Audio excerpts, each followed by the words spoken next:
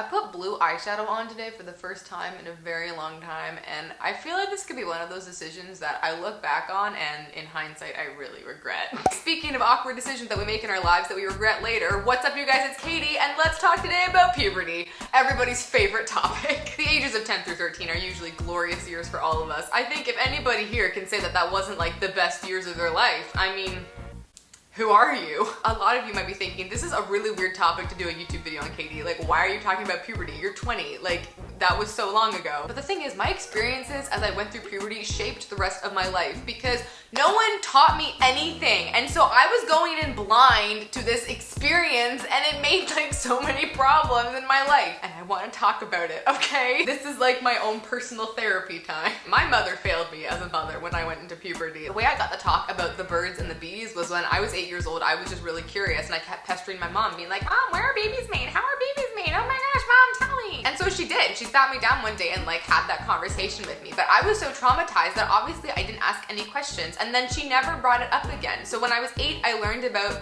you know, everything, including like periods and body changes and things I was going to experience as I like got older. But then I never was told anything else. It was like whatever she decided I was able to know when I was 8 was all I ever knew. Definitely. And then the rest of my life, I just figured things out as I went through like stupid jokes that boys made and being like, what does that mean? And trying to figure things out. And it was traumatic, okay? Like when you're 11 years old and all your friends are talking about how they started to shave and you're like, oh, that's a thing, maybe I should shave my legs. And then you shave dry for the first time with a dry razor and you take gouges of flesh out of your legs that you still have scars to this day.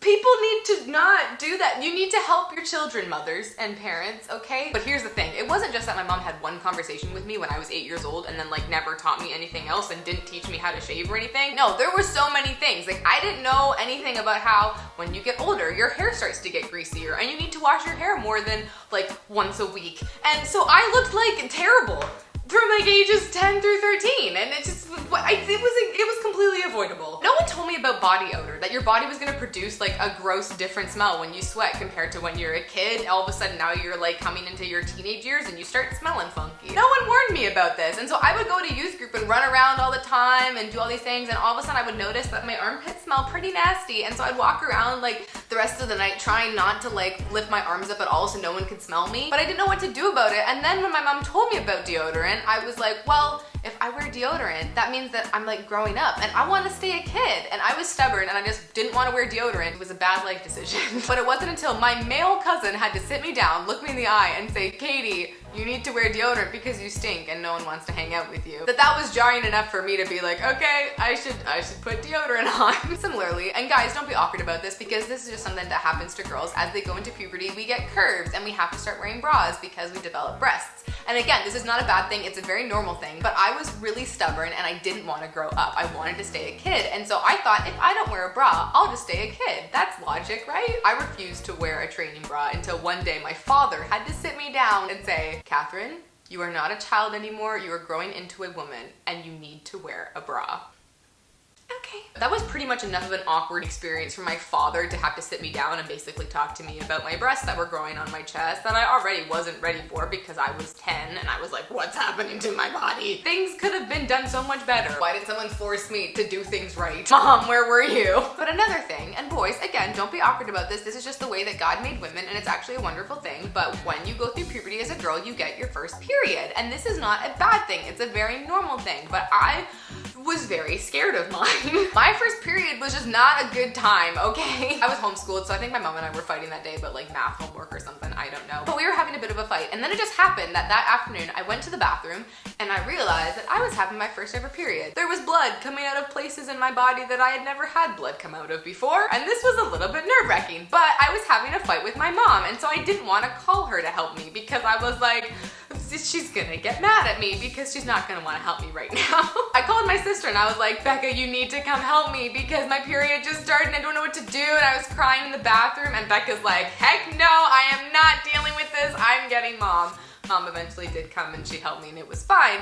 But again, just everything around puberty was just very ungraceful for me. There was just nothing that was done right and it was really frustrating. Oh, also, another awkward story relating to the first few years of my period. From ages 11 through 18, I was part of a program called Bible quizzing, which was amazing, and I met so many amazing friends through there. But basically, it was a really nerdy competitive program where we did exactly what it sounds like, where we memorized the Bible and quizzed on it, and it was super fun. But the way that it works was that we sat on little electric buzzers, and then we jump off the buzzer when we know the answer to a question. So you're sitting on a chair on a buzzer, and then you jump off. But back when I was 11, the common form of buzzer that was used were called pads, and they were little pad buzzers that sat on all the different chairs that you could just like transport anywhere. And so yeah, you would sit on the pad and then you jump and it's fine. I would have been 11 years old when I went to one of my first tournaments to quiz, and we were sitting on the pads and we were gonna do a quiz. And it just so happens that I was on my period. I could not have had my period for more than a few months at this point, so I was really new to this, and this was something that, it was like a really touchy topic. Like, I thought that everyone would look at me and know and somehow think I was this weird person. I was always thinking about it, and I never was like comfortable at all the entire week that I was on my period. And right before this quiz starts, I look over out into the audience, and one of my friend's mom is looking at me and she's like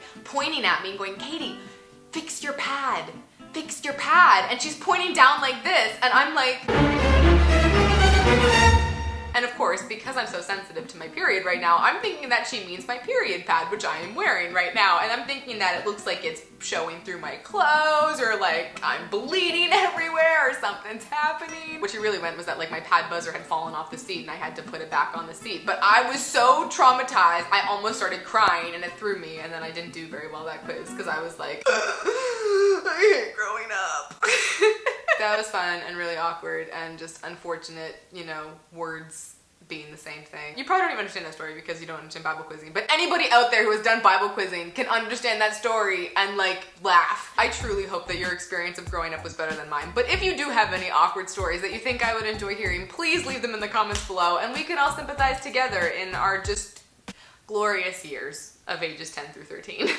But another reason I wanted to talk about this today is because, as you might have noticed, there has been a serious lack of videos on this channel this summer, and I am sorry for that. But the reason is because I have been filming literally all summer. It's just that I've been filming something for a different project. This summer, my mother, my sister, and myself all worked on a project together that we called The Whole Story, which is a video-based program which helps mothers talk to their daughters about puberty and growing up and sex and boys and all of those different things that you need to learn about in those preteen years. And our heart was just to make videos to help these girls go through puberty way more gracefully than we did. But we made it so that it's not a replacement for mothers having the talk with their daughters. It's just a starting point and a conversation starter and a tool that they can use in order to foster a good relationship and good communication and conversations about all the topics that they need to be learning about at that age. We made a younger version for girls ages roughly 10 through 12 and then an older version for girls ages roughly 13 through 15. So if you know any girls coming into the preteen years where they need to learn about puberty and all that stuff, or even if you have a little sister in that age group, let your mom know, let the other mom know about this resource that they could use, because we put so much work into it and I just want it to help so many girls not have to go through the experiences that I went through. My affiliate link for the course is going to be in the description below, so please check it out. And obviously for most of you watching this course really isn't going to apply to you, but I really just wanted to let you know that this is what I have been working on. I've been working so hard this summer trying to get this out, and I'm so glad that it's launched now and that we have completely successfully finished it, and it's really good and I'm really happy with the end product. So even though you might not get it obviously because it doesn't apply to you or you're a guy and you don't need it obviously, I did want to let you know that I have been working really hard this summer because